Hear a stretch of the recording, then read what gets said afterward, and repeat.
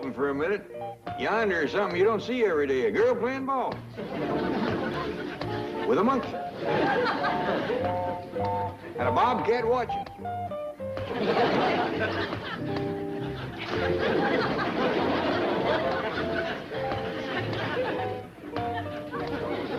Sorry, old timer. I reckon what you was dreaming had it beat. Skipper's getting good, ain't he, Paul? He is for a fact, Ellie. Can we try out for the Dodgers? But I don't hardly think...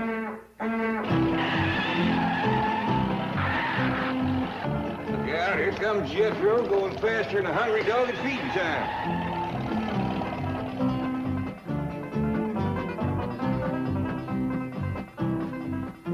What's your hurry, Jethro? It's time for the weather on television.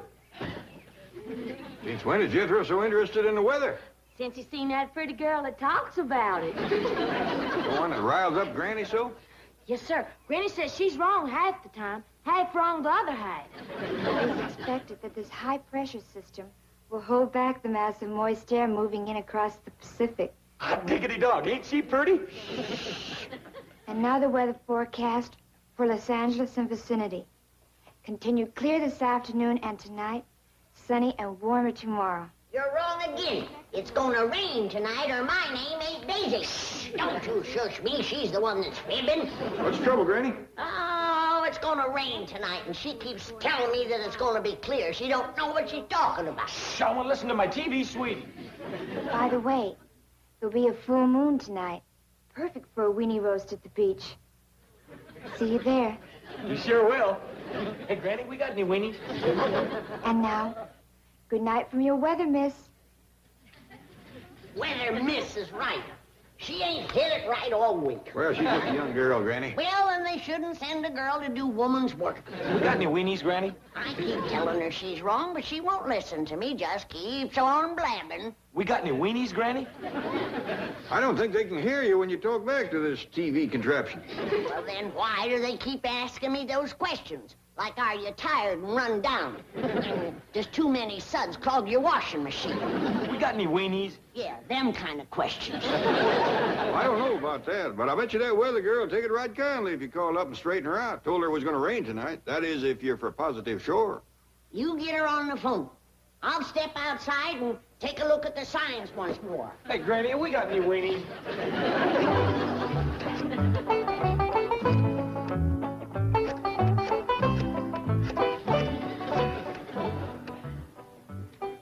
Special operator. Well, thank you. Any operator would have done, but since you come on special, I'll let you handle it.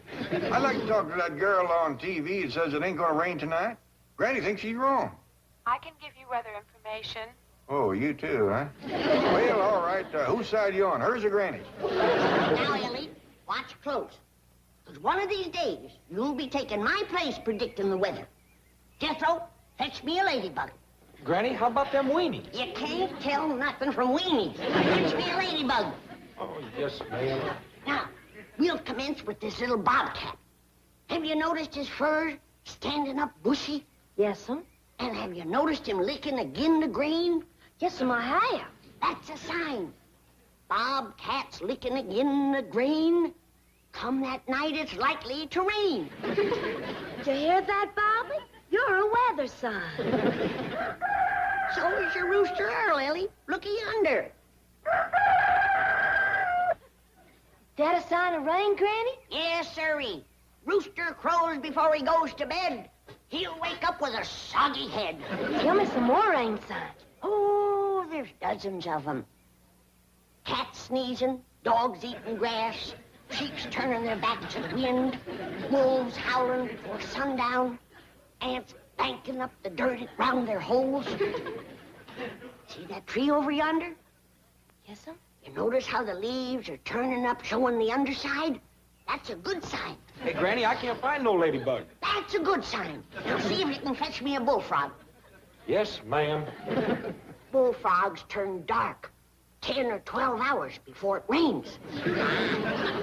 But here's a sign that separates the girls from the grannies. My weather beetle. Watch him when he gets a whiff of air. Well, he turned over on his back and kicking up his leg. That's a dead for sure, positive, certain sign it's gonna rain tonight. This little rascal never fails. Likes to get his stomach scratched. Can I do it? Easy, easy now, it tickles him. Granny, appears like that pretty little girl on the TV don't do her own predicting. She don't? Oh, she gets her weather news from the government. Whose government? Ours, I reckon. Leastwise, I got the number where we can call the head weatherman. Good. The sooner I set him straight, the better.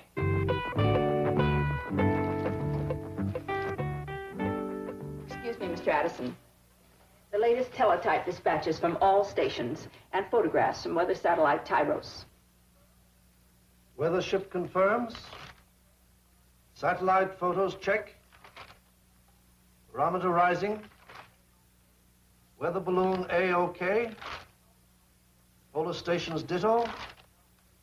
All meteorological observations verified. You have processed these data through the computer?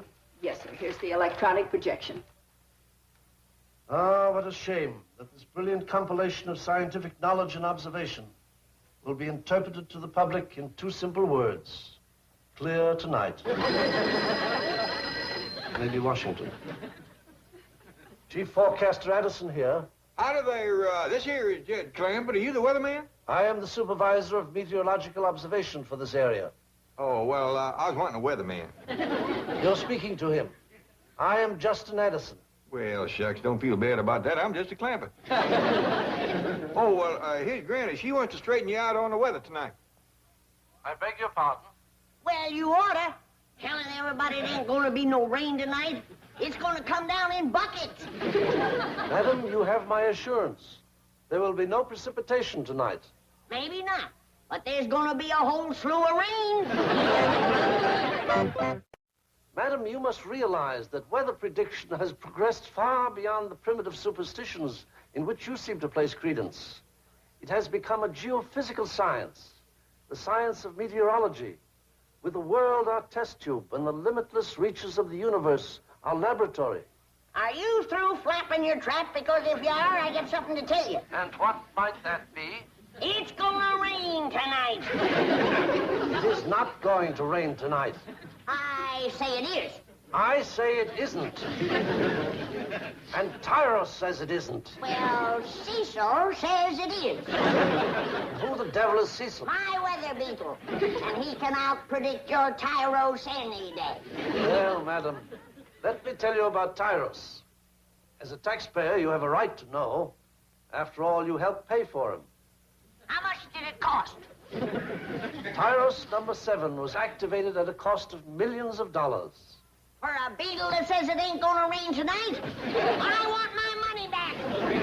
You hadn't ought to yell at him. He's a government man. Fine government man you are. Hey, I bet you can't even find me still. It's a government man. Granny was just funning. She's, hello? Hello? I reckon you throwed the fat in the fire that time. He's liable to come over here and you'll have some explaining to do. So will he. Like what happened to the first 6 beetles we helped pay for. We helped pay for him? Yes, sir. And I want to tell you something, Jed. I don't know how the government's doing with their other supplies, but they is paying an outrageous price for beetles. Hey, oh, Miss Jane, Mr. Drysdale, sure am glad to see you. Looks like we's headed for trouble. What's wrong? Well, Granny's fighting mad. She wants to take on the whole United States government. Well, that would be a one-sided fight. Yeah, that's why I'm glad you come along. I hope you can stop it before the government gets too rostered around. What precipitated the altercation? Well, What are they fighting about? oh, well, I can't seem to agree about the weather. Oh, is that all? Tell Granny to forget it. Too late. They done crossed beetles. Beetles? Yeah, and Granny said something she hadn't ought to. If I could just talk to that government man, I think I could head him off, save us a heap of trouble. Do you know his name? Yes, ma'am, but he didn't seem none too proud of it for some reason. Head weatherman, too. Addison. Right. He's Justin Addison. Yeah, that's the way he seemed to feel about it. Tell me, did his pa do something? Oh, he did indeed. Addison Sr. was a pioneer meteorologist. MIT man. PhD, magna cum laude, Phi Beta Kappa. Addison Jr. is good. But he's not the man his father was. True. He always lived in the old man's shadow. Yeah, that's the way it happens sometimes. Well, if you'd like to meet him, we'll drive you down to the office and I'll introduce you. Yeah, I sure would appreciate that. Ellie Mae! Ellie, honey, you look after your granny. I'll be back directly. Yes, sir, Pa. Wouldn't want Granny and that weatherman to tie into each other. Hello there, Granny. We'll bring Mr. Clampett right back. Where's it taking you, Jed? Just for a little ride. Well, if you're gonna be out after dark, you better put up your roof. It's gonna rain. Oh, no, it isn't, Granny. We were listening to the weather forecast on the way over. Continue clear this afternoon and tonight. Drive on, quick. It's gonna rain. My beagle says it's gonna rain. Ellie Mae's bobcat says it's gonna rain. Her rooster says it's gonna rain. The ants say it's gonna rain. The leaves on the trees. Even this monkey says it's gonna rain. Here they are, Mr. Addison. Drysdale, good to see you again. Good to see you, Addison. Oh, excuse me, Chief. I'll just wait in the outer office. Right. I'd like you to meet my very good friend, next-door neighbor, and largest depositor. How to do there? I'm Jed Clampett. Great pleasure to know you, sir. I'm Justin Addison. Well, now, Mr. Edison, you got to forget about what your pa done. Make your own way in the world. You knew my dad? No, but Mr. Drysdale told me about him. What you said, Mr. Clampett, is quite to the point. All my life, people have said, he's not the man his father was. Well, now, you believe him, because he's right. Mr. Clampett, I think you have something to discuss with Mr. Addison. I do for a fact. It's about the way Granny's been acting. Well, I'll leave you two alone. Won't you sit down, Mr. Clampett? Oh, thank you. Did you say Granny? Well, her real name is Daisy. You mean Hurricane Daisy? That's the one. Yes, she is beginning to give us trouble. We've just started tracking her. I was afraid of that. Couldn't you just forget about her? She ain't doing no harm. Not now, perhaps, but if she ever moves north, there's no estimating the damage she might do. I think I can promise you she ain't gonna move north. Well, I wish the Government Weather Bureau could be as certain as you are. No, I'm afraid we cannot ignore a force as potentially dangerous as Hurricane Daisy. What are you planning to do? Well, we're going to try something new with Daisy. We're going to fly over her with high-altitude Air Force jets. You mean an airplane? Bombers, the biggest we've got. And we're going to drop silver iodide and dry ice right in her eye.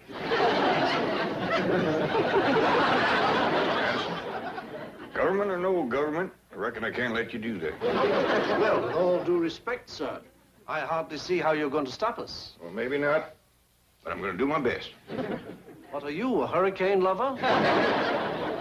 Please, believe me, Mr. Clampett. Daisy is a violent, destructive force. She's unpredictable. She's dangerous. I grant you all that, Mr. Addison, but she's still my mother-in-law. Mother-in-law? The Clampett clan sticks together. Mr. Drysdale!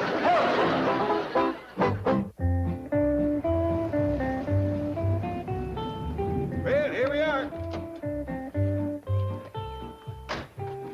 You know, Addison, I'm going to enjoy watching this movie about weather forecasting myself. Yes, well, I hope it will convince Granny. It was a positively inspired idea, Mr. Addison. One picture is worth 1,000 words. Do you think this is the way Dad would have handled it? You gotta stop worrying about what your pa done. Make it on your own. You're still a young feller. Of course, you ain't met Granny yet. Put up the screen, Miss Hampton. My goodness. This is a magnificent home, Mr. Clampett. Well, thank you, sir. Now, let me tell you something. My pa lived in a little bitty log cabin with a dirt floor, and I was never ashamed of him, and you hadn't ought to be ashamed of your pa. Ashamed of him? Why, Dad was an MIT PhD. You don't need to spell it out. I've heard ugly words before. Now, don't go to mean-mouthing him right off.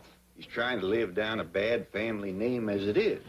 He ain't such a bad fellow when you get to know him, for a government man. Well, you better not mean-mouth me. Nor my beagle neither. Mr. Addison, This here is Granny, the Daisy we had a little misunderstanding about. How do you do? I'm Justin Addison. Howdy. See what I mean?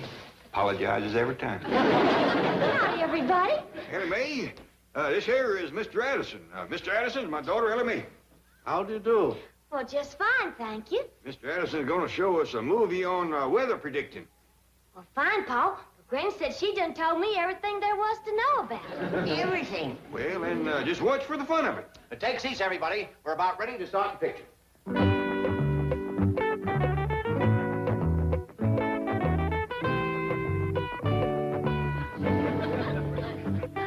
By way of prefacing what you are about to see, may I say that from the dawn of his existence, man was in awe of the elements. But in time, man's awe of the elements gave way to investigation. And today, we no longer have to rely on such things as prognosticating beetles. Don't you call my beetles whatever it is you just called them. Addison, maybe you better get on with the movie. I think you're right. Those occurred to me.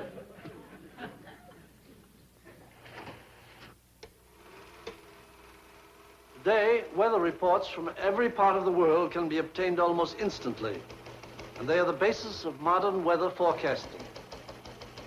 Because weather on Earth is affected by conditions above Earth, race-on balloons are launched into the atmosphere at stations throughout the world.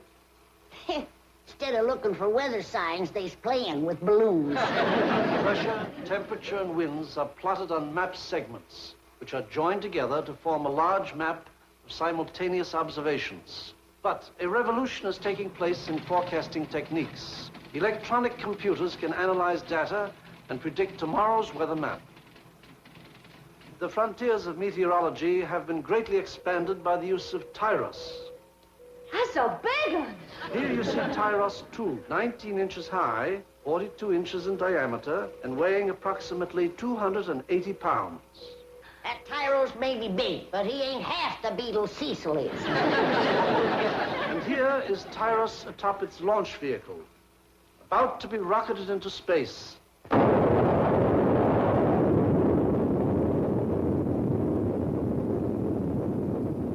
ain't seen nothing like that since the time your steel blew up.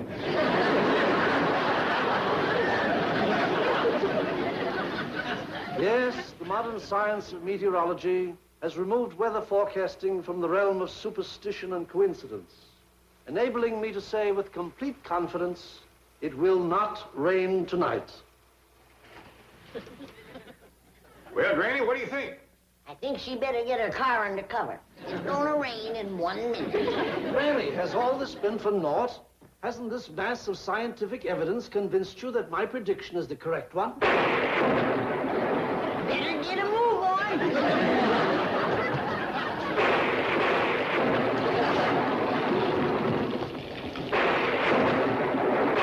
Can't happen. It just can't.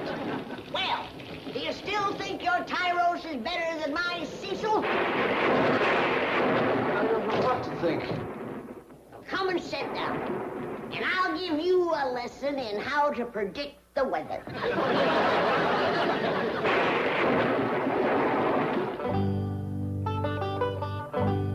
Jethro! Jethro! Granny wants you to come down to breakfast. I'm coming, Uncle Jed. You got caught in the rain last night. I sure did.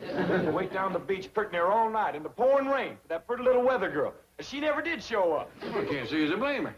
But she hadn't ought to said it was going to be clear last night. It wasn't her fault. You got any complaining to do, you call Mr. Addison. Yes? Well, madam, we were just as surprised as you were. Yes? So sue us. Will you get off my back? Oh, I'm sorry, Chief. Yes, we did come a cropper last night, but you can depend on our predictions from now on. I guarantee it. Today? Well, just a moment.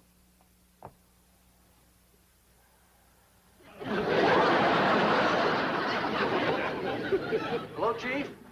All clear today. You can depend on it. How do I know? My beetle isn't kicking. Cecil, you little genius.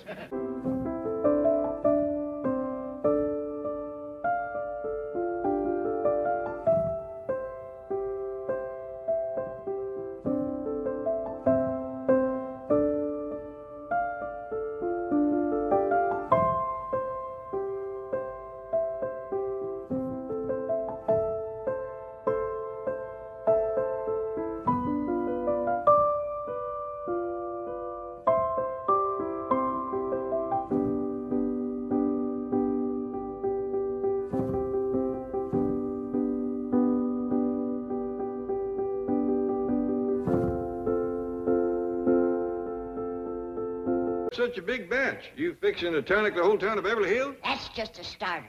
Then I'm going to commence on the rest of the country. Everybody? No, just the Democrats and the Republicans. They need tonicking, do they? Why, Jed, they is in such bad shape. One party can't walk and the other one can't even stand up. Who told you that? They did. I've been watching the TV. The Republicans claim that the Democrats is dragging their feet. And the Democrats come back and say that the Republicans ain't got a leg to stand on.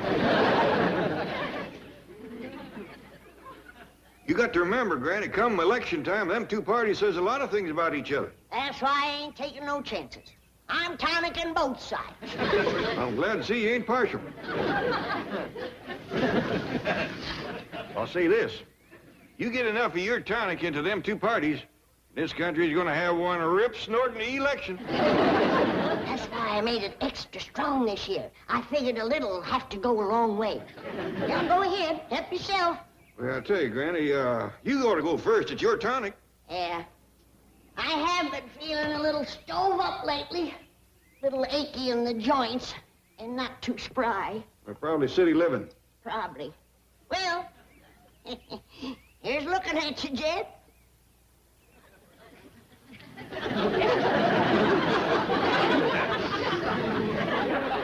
Granny, you ain't looking at me.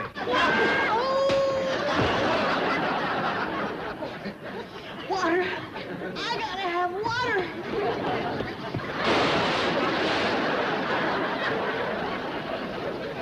Tells me folks are gonna talk about this election for years to come.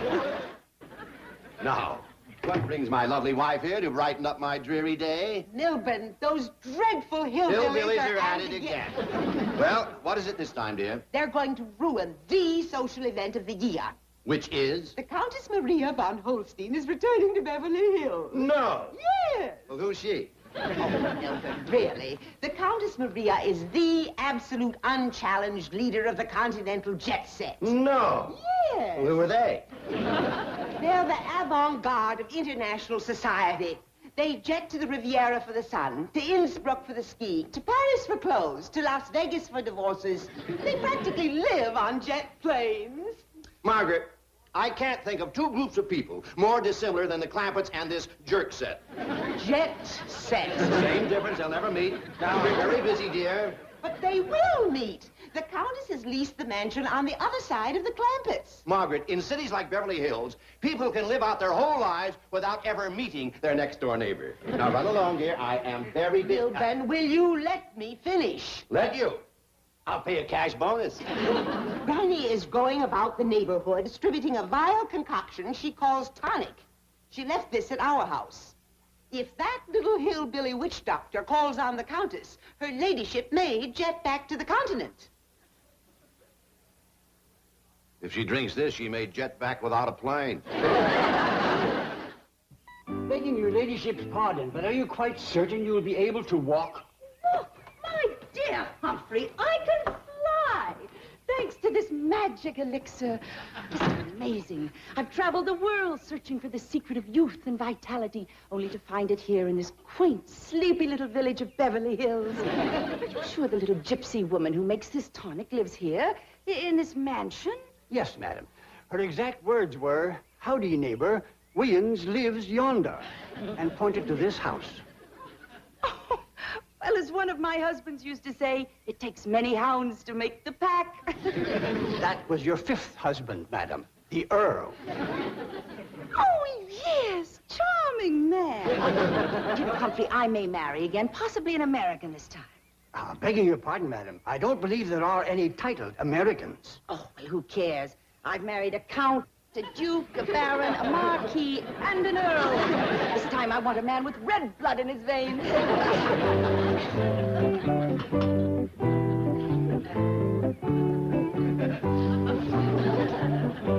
Oh, howdy, ma'am. See you come for a refill. Step right in. Granny, lady here needs some more tonic. You know, I think I'm in love with you. Never mind, Granny. She's had enough. To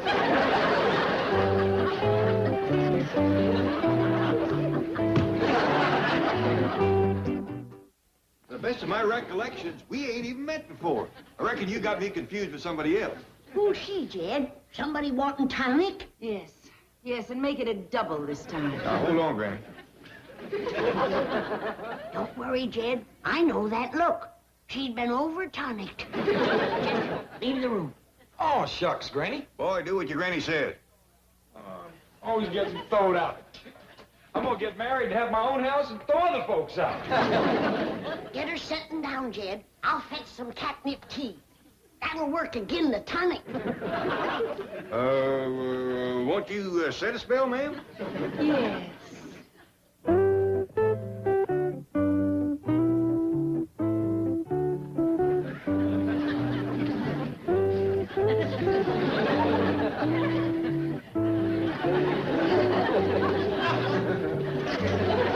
Getting a hold of herself, Jed?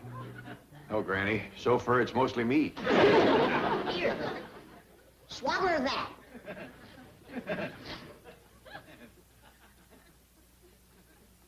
Granny, I reckon you better commence cutting your tonic for city folks. Appears to be a mite too powerful for 'em. I reckon a bet. How you feel now, ma'am? Fine, thank you. Are you the little lady who makes this tonic? I am. Oh, this here's Granny. I'm Jed Clampett, and the young'uns, Ellie B and Jethro, is outdoors. And Mrs. Clampetts? Well, I'm a widower, ma'am. Well, we really must get better acquainted. I happen to be unattached. You need hooking up, I'll do it. Granny, I reckon that was just a tonic of talk. I mean, I have no husband at the moment. I'm the Countess Maria. Countess? Yes. My last husband was an earl. Oh, well, I got a cousin that pretty near married to Earl. Really? Yeah, Earl Scruggs, you know him? No, I don't believe so. Maybe you know his partner, Lester Flatt.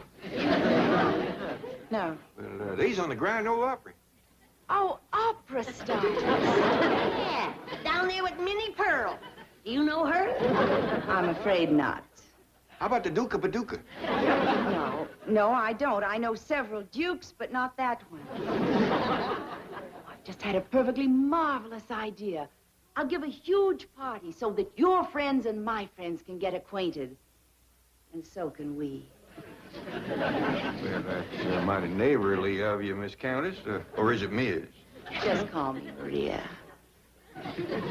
Granny, instead of champagne, may I serve your tonic? Well, I don't know, Marie. Oh, please, it'll simply make the party. What do you think, Jed? Well, Granny, why not? You was figuring on tonic in the whole town anyway. Save you a heap of walking pushing that wheelbarrow. Serve it blowing from a fountain into a huge punch bowl. We'll call it the Fountain of Youth. Granny! Granny, Mrs. Drysdale dumped your whole kettle of tonic into the cement pond. What? All of it? Yeah, must have been 15, 20 gallons. Who is this Mrs. Drysdale? Why, she's the meanest, orneriest, no good, low down. Now, Granny, you see, ma'am, Miss Drysdale is high society. Her husband is president of the Commerce Bank, and she never has cottoned to us living next door. I'll fix her. Please, Granny, let me have that pleasure. I know just how to deal with these so-called high society women. You won't hurt her, will you, ma'am? I promise you I won't lay a hand on her. You did what? I dumped the entire mess into their swimming pool. Margaret. Sit down and listen to me. It was you who moved those loutish hillbillies into our lovely neighborhood. Now then, it is I who shall move them out. Now, dear, let's talk this over. Sit down. The time for talk is past. It's time for action. And if you're too weak to take it, I am not. Somebody has to make Beverly Hills safe for people of breeding. Excuse me. I told you no interruptions. I told you no interruptions. Oh, sit down, Milburn. I wouldn't interrupt, but the Countess is here. The Countess? She wants to see you. Oh, Milburn, did you hear that? Stand up. Mrs. Drysdale, I presume. Oh, yes, your ladyship. I am giving a party, and I wanted you to be the first to know about it. What an honor. Not only am I inviting the cream of Beverly Hills society, but Newport, Santa Barbara, Pasadena will be represented. I have many friends there. And, of course, members of the nobility will be jetting in from all over the continent. Oh. Lords and ladies, dukes and duchesses, perhaps a few princes, and a king and queen or two. Oh. And now, Mrs. Drysdale, we come to my guests of honor. Those people whom I consider to be the first family of Beverly Hills. Oh, your ladyship, surely you don't mean the Drysdales? I surely don't. I mean the Clampetts. The Clampetts? Your next-door neighbors. Oh, those Clampetts. Oh, wonderful. They're my dearest friends. Really? What a shame you're not invited to the party. Good day. Oh, but, Countess, your ladyship, surely that's not your last word? No, my last word is this. If you ever tamper with another drop of Granny's tonic, I shall buy Beverly Hills and exile the both of you. Oh, but, your countessship. So that's what did it. She likes Granny's tonic.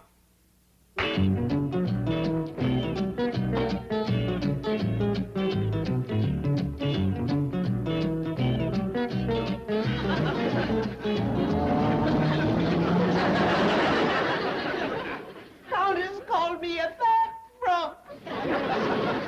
It's Milburn's fault. If he'd taken action when I told him to, this tragedy could have been averted. Milburn, you spineless jellyfish. Don't just sit there. Do something. Yes, Margaret, I think I will. Something I should have done a long time ago. Milburn, that look. I don't like it. Milburn! What's happening? He's paddling her.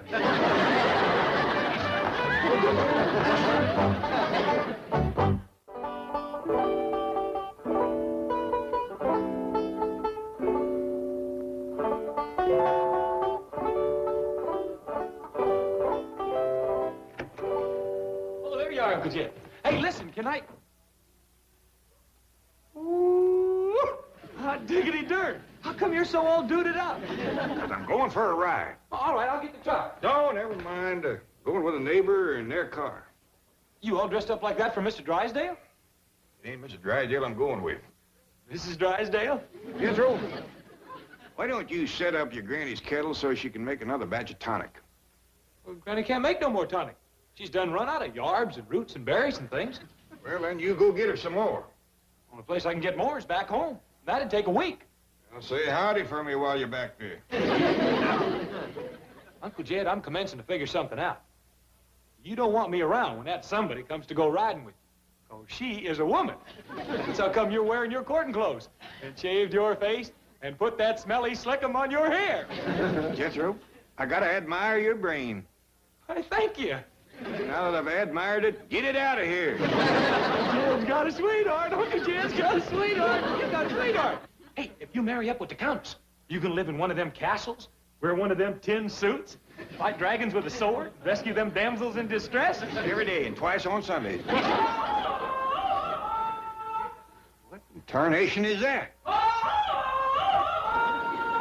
I don't know, but it's getting closer.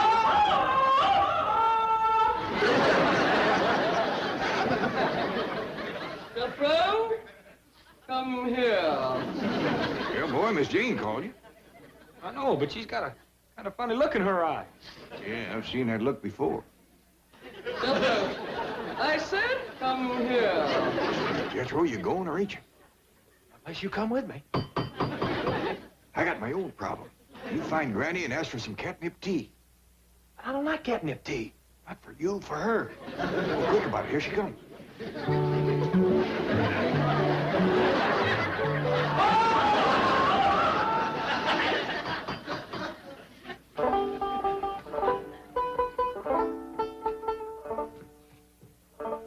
Oh, howdy there, soldier. I thought you was the countess.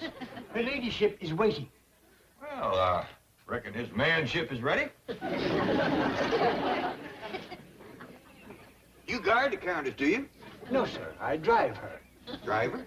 Yes, sir. I have driven the countess since childhood. 35 years. Well, you better let up. It ain't hurt her none, but it sure got you looking old for 35. Mr. Clampett, how handsome you look. Excuse me, ma'am, but you ain't been on a tonic again, have you? Oh, no, I've sworn off till the party. Now, where would you like to go? Oh, I ain't choicey. It's all the same to you, ma'am. Could we take out after him and bring him back? Why, of course. Humphrey, catch those two immediately. I'll do my best, your ladyship. No, not on foot. We'll go in the car. Thank you, ma'am. Wonderful man, terribly devoted. You wouldn't believe how old he is. I do find it hard, ma'am. Now, don't cry, Tommy. I know you're hot in your woolly coat. There's some nice cool water for you. Ellie Mae, did you set up my kettle again? Well, yes'm, Granny. You fixing to make up some more tonic for the Countess's party? I'm afraid I can't, child. Ain't got no more yarbs. But as long as my kettle is set up and the firewood is ready, I'm gonna cook up a great big batch of chitlins for the winding. I reckon you best move there, little fella. The smoke from that fire is gonna blow right over here. And a little baby like you... Ellie Mae, what's this kitten been drinking? Well, just a little water out of the cement pond, Granny.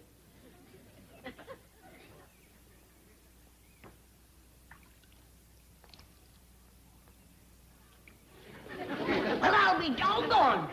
What is it, Granny? Dumping them 20 gallons of extra strong tonic in the pond has watered it down and made it just right for little critters and city folks. Melvin, must I go up there and humble myself to Granny? No, you can have another paddling instead. I'm going up.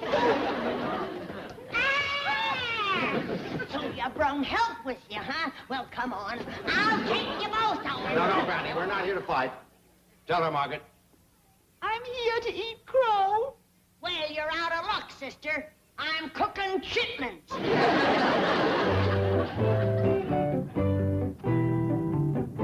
Come on, Jethro. Safe to get out? Of course it is. We left Miss Jane 3 miles up the road. Hope she don't get hold of no more tonic. I never seen anything run as fast as that woman. Why can't you? Shall we pursue them, sir? No, running at 6 miles top speed probably took the edge off her. Countess, do you mind having the party here instead of your house? Granny, I've almost given up the notion of having a party at all. Mr. Clampett tells me that you have no more tonic. Got a whole pond full of it. And it's been watered down and run through the filter so it's just right for city folks. Come on in, I'll show you.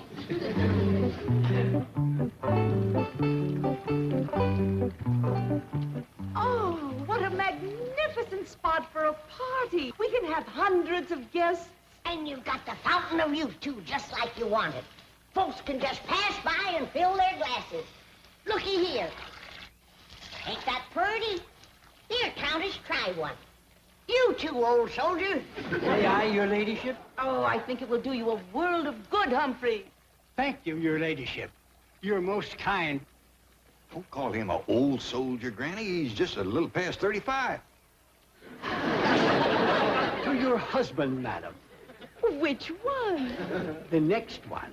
Oh, Thank you, my dear Humphrey. Oh, your ladyship. I'm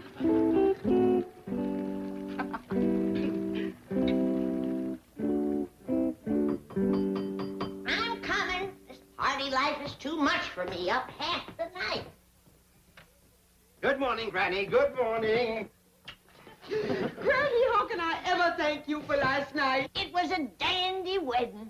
The tonic flowed like water. And to think that I was there in person when the Countess married her 6th husband. Oh, by the way, the bride and groom up yet? Ain't heard a peep out of them.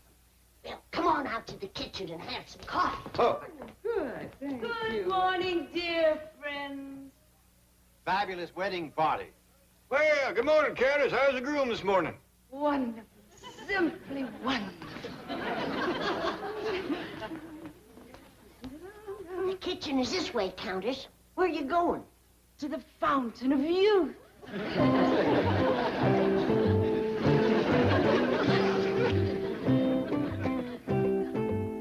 Yonder comes the groom, and your tonic has sure done wonders for him.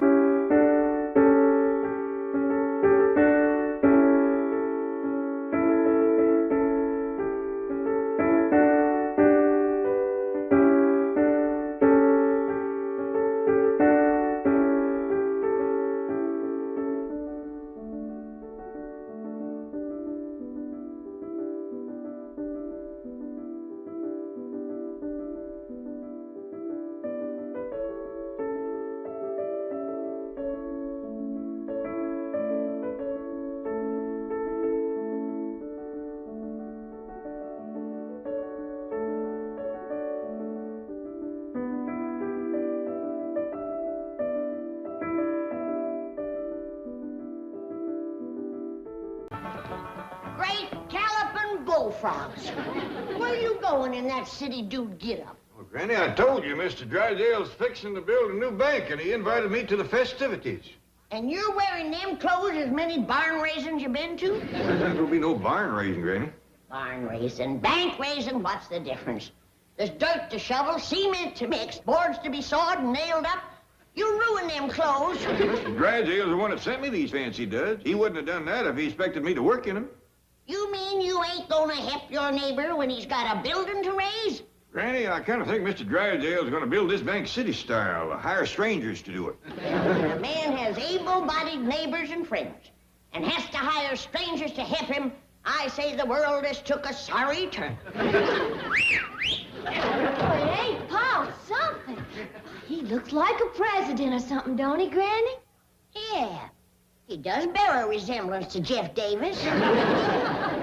Well, it's getting on time. I got to be getting down to Mr. Drysdale's office. Is Jethro finished washing the car yet? Oh, he's having it washed, Paul. Having it washed? Yes, Jed, city style. Hiring strangers to do his work for him. Well, Jethro says there's a new place in the neighborhood where they wash your car in just 3 minutes. 3 minutes? Yes, sir, and he wanted to try it out. Why, he's back already. Oh, you are sopping wet. Yeah? That's the last time I go to that there automatic car wash. What happened, Jethro? They like to drown me, that's what happened. I drove into this here place, and this fella says, "Hop out, buddy. I'll take that truck." I says, "You won't neither." So I followed some arrows around into this here tunnel. I no sooner got inside, this dad-blamed cyclone busted loose. Cyclone? Worser. Why, water commenced to hit me from every direction. Steam shot up through the floor, and wind pretty near blew me off the seat. Did you complain about it, Jethro? Uncle Jed, as soon as I got out of that tunnel, I took off like a scolded dog. Serves you right for not doing the job yourself. Yes, sir, Granny. Ah, shoot! Bless you. Now get into some dry clothes, boy. I'm due over to Mr. Drysdale's office.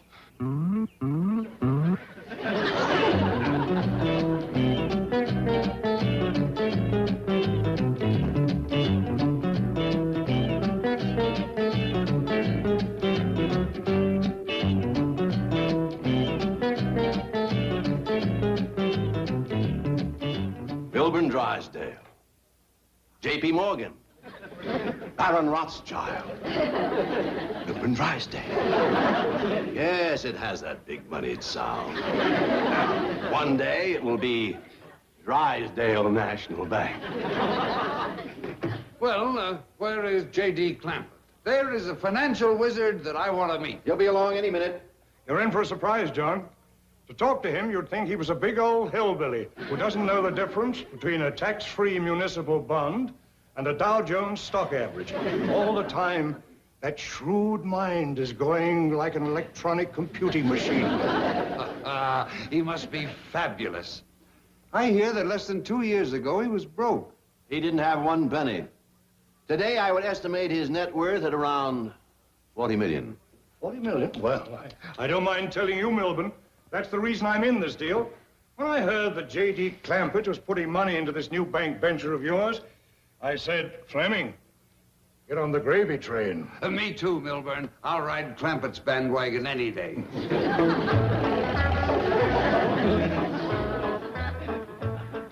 Oh, Jethro, you want to come in and say hello to Miss Jane? Oh, no, sir, Uncle Jet. She might take to chasing me again. I'll wait here. Oh, did you bring along one of them tickets the policeman give us for parking here? Oh, yes, sir. I got a $5 one. How long can you park here for that? Well, there's a gadget down the street that says parking is 10 cents an hour. So, let's see. 10 cents goes into $5. That's 500 cents.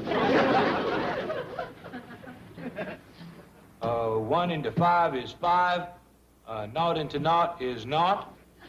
Bring down the 5 and the naught. And then bring down the extra naught. Subtract naught from naught, and naught from naught, and 5 from 5. Doggy, you sure can cipher. Thank you, Uncle Jet. This here is what you call long division. Now, I got a naught, naught, and naught down here, and a 10 up yonder. Now, all I got to do is put the 10 into the 3 knots and bring down the decimal point. I ain't got long enough for long division. I don't want to keep Mr. Drysdale waiting. Well, all I got to do is put the 10 into the 3 knots and figure out where the decimal goes. Well, you figure it out and park here your $5 worth. If I ain't back by then, you ask the policeman to give you another ticket. Remember to say please and thank you. Folks appreciates good manners in the young. Yes, sir. Well, how about a toast to the new bank? I'm for that. To the Drysdale National... Oh, the new Commerce Bank. Doggone it, Milburn, where is J.D. Clampett? I had hopes of getting some tips on the market from him before the stock exchange closes. Me too. I want to ask him about grain futures. Well, forget it, boys. J.D. Clampett knows nothing about the market. I do all his investing for him. Don't you wish you were that smart? I'll bet Clampett throws away better information than I pay my market analysts for. Well, here is to J.D. Clampett, the lone eagle of finance.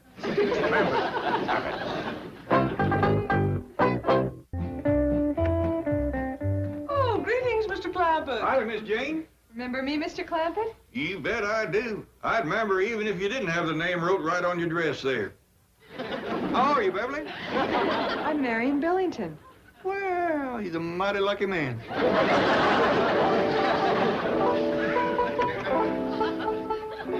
Oh, say, Granny wanted to send along some of her crawdad dip.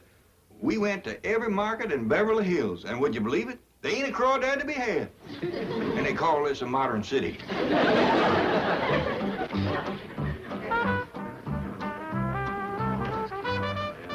Oh, thank you, thank you.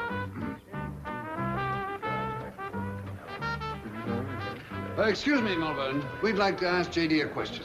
Now, John, I told you, you boys aren't going to get anything out of Mr. Clampett. Oh, just one question. What can I do for you, gentlemen? Well, if somebody should buy a lot of wheat right now, say 1,000,000 bushels, what do you think they'd make? Well, Mr. Pendleton, I reckon they'd make a lot of bread. What did he mean by that? Fleming, you are square. Bread is hip talk for money. It is? Yes, now get on the horn to your broker and start buying wheat futures.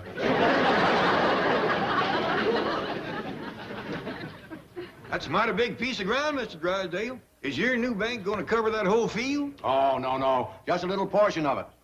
We'll be right in the middle of a huge development. Compared to some of the new buildings, our bank will be quite small. Hors d'oeuvres? No, thank you. No, thank you, ma'am. Mr. Clampett, what was that again you were trying to buy in the market? I thought I'd tell my boss so he could get some. Well, that's crawdad. Crawdad? Just common crawdad.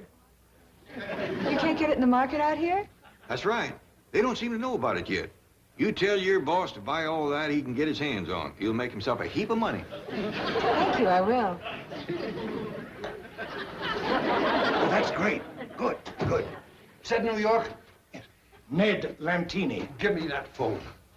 Ned, this is John Lucas. Now listen very carefully. This is a real hot tip. I want you to buy Crawdad. All you can get. That's right. Crawdad. So what? A few years ago, nobody ever heard of Xerox. Hello, Ned. Fleming again. Buy me some of that crawdad, too. What? Common or preferred? Just common Crawdad. Crawdad common. Common. But see what preferred is doing. All you can. Yeah. And let us know. Right. And Drysdale said we couldn't get anything out of Clampetts. Open up. Unlock this door. Let me in there. Yes. Come in. Oh, what's the idea? We've got to be getting over to the building site. Miss Hathaway, Right here, Chief. do we have the gold shovel for the groundbreaking ceremonies? Indeed we have, plus hammer, saw, trowel, and a gold nail in honor of the golden anniversary of Beverly Hills. Good, good. Now, if we hurry, we can get pictures taken in time for the evening papers. Well, I want my picture taken with Mr. Clampett. Me too. Now, why would anybody want their picture taken with me at all? Now, you're helping to build this bank, Mr. Clampett. I am? You and 10,000 other depositors. With one little shovel? Oh! Chief, will you be wanting me to go with you to the groundbreaking ceremonies? No, you stay here and look after things. Like to ride with me, Mr. Clampett? Well, no, thank you. I got Jethro waiting. I got a stop to make. Well, see you all at the bank raising. All right, gentlemen, we're ready to go. Bank raising. See how casually he takes building a new bank? Well, maybe we'd be that casual if we had his money. And we will have, now that we've cornered the crawdad market. Who's trading in crawdad? I'll take all the crawdad I can get. I want crawdad. Who's trading? Crawdad. Knot into knot is knot. Five into knot is knot. Knot into five is... Head for home, Jethro.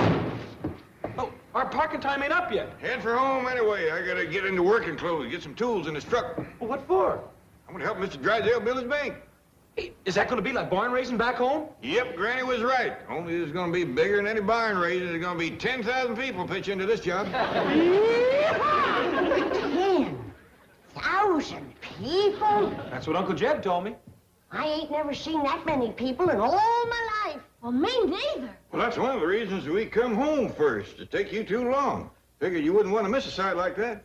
But, Jed, ain't they just gonna get in each other's way? There's a good chance of that, Granny, especially with the pitiful few tools they got. You load our tools on the truck, Jethro? Oh, yes, sir, Uncle Jed. Well, come on, let's get going. Oh, wait a minute, Jed. Don't you think that we ought to tote along some victuals and a jug or two, like we always do to barn raising? Sound like a good idea, Granny. Jethro, snatch that pot of grits and jowls off on the stove and fetch it out to the truck. Yes, ma'am, Gran. Ellie Mae, you draw off a jug of my new rheumatism medicine. Yes, Granny. Granny, Mr. Drysdale is going to be right obliged to you. He was serving some little glasses of cider down to the office, but the stuff had done turned. Left it work too long, huh? I tell you, it had gassed up something awful. You gotta know the right time to tap a keg of cider. He had that little Beverly caterer serving victuals. That's the little girl that Jethro is so sweet on. Yeah, but she's gonna marry somebody else. No. Oh, it's all for the best. She'd have starved Jethro to death in 2 days. That woman serves the skimpiest helpings I ever did see. You don't say. Sandwiches no bigger than your thumbnail. And you know what kind of eggs they eat? What? Fish eggs. Fish eggs? She called them caviar. Little bitty things. Mess up 'em on a cracker or look for all the world like a charge of soggy buckshot. Did the folks eat them? Granny, you wouldn't believe the way them city folks was putting away fish eggs and sour cider. Mr. Drysdale ain't gonna have his bank put up in a hurry with them kind of victuals. Put it in the back of the truck, Jethro. Yes, sir. Now, them's victuals that I call stick to your ribs. We'll save them for the hardest workers. Good idea, Granny. Let her roll, Jethro. We're late for the barn raising. Bank raising. Yeah. We're just about ready to go on the air, Mr. Drysdale. Mr. Clampett isn't here yet. We can't start without him. Well, I'm afraid we'll have to. This is a direct broadcast, and my cue comes up in 30 seconds. All right, all right. I'll stretch my speech. What do you suppose happened to Clampett? He's probably on the phone to his stockbroker. Yeah, trying to find out who cornered the crawdad market. Honored guests, citizens of Beverly Hills, ladies and gentlemen of Radioland.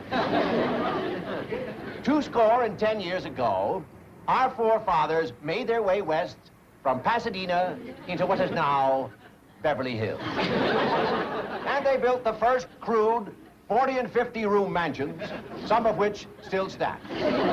These brave people were seeking freedom in the wide, open spaces.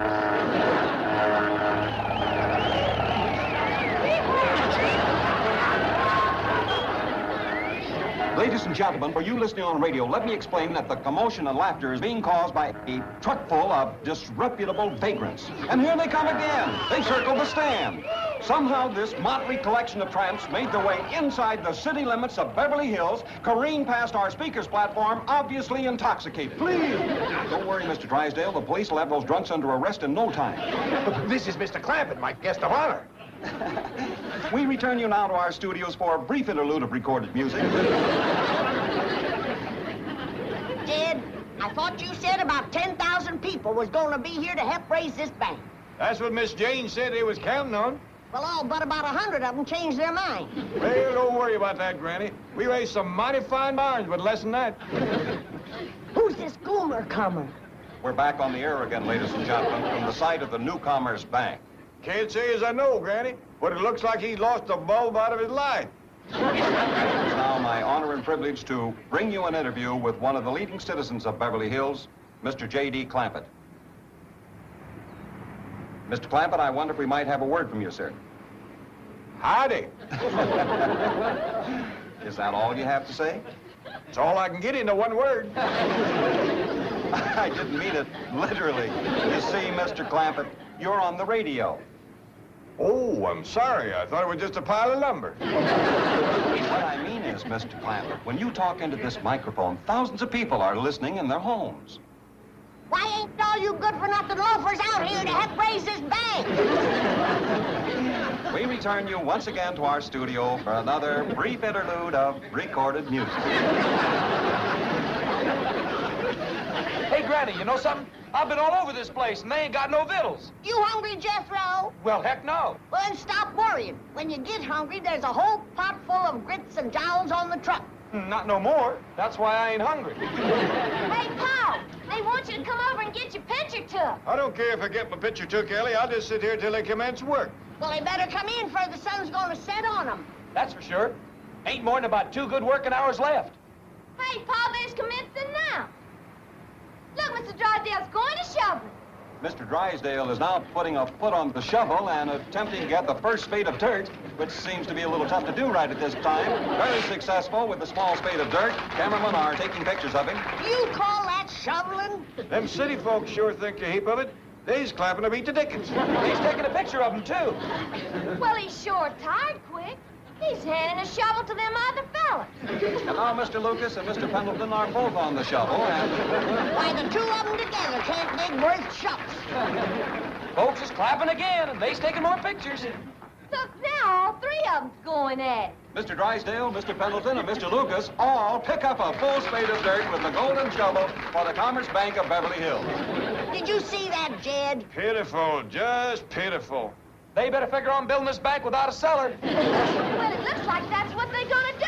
Mr. Drysdale's leaving with the shovel. Goodbye,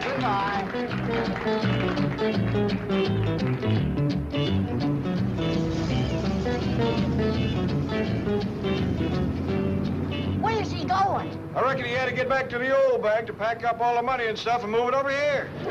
All the rest of his friends helping. I bet you we can build his new bank before he gets back. Well, let's get to it.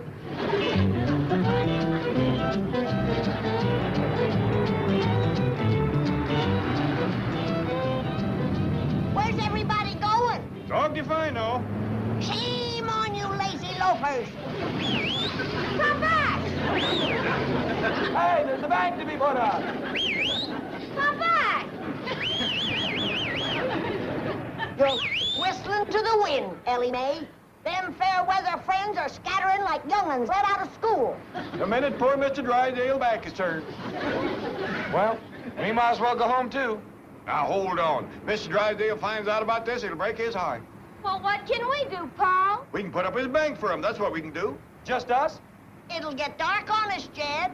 Full moon tonight. We can work right on through if we have to. Now, Jethro, you and me'll commence toting the lumber. Ellie Mae, you get the tools. Granny, you take his sharp stick and mark off a bank on the ground. I ain't never marked off a bank. It's the first time for everything. Now, come on, get busy.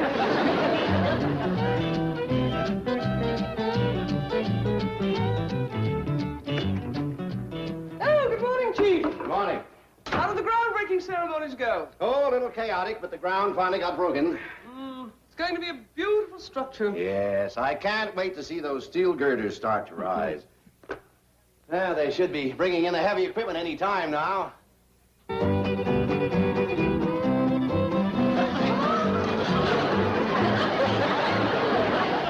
can't believe it. What is it, Chief? What do you see? Never mind, you wouldn't believe it either. Now, let's get over there.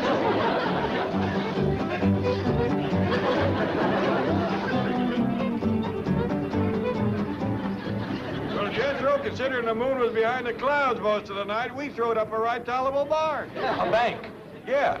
Hey, Paul, here's the only piece of lumber on that whole pile that we ain't used. Well, we had no to waste it, Ellie. I'll tell you what, Jethro, you paint welcome on there, and we'll nail it to the front door right here. Yes, sir. Well, how's things going inside, Granny? Jed, it's a trod-down, hard dirt floor. But by dingies, it's clean.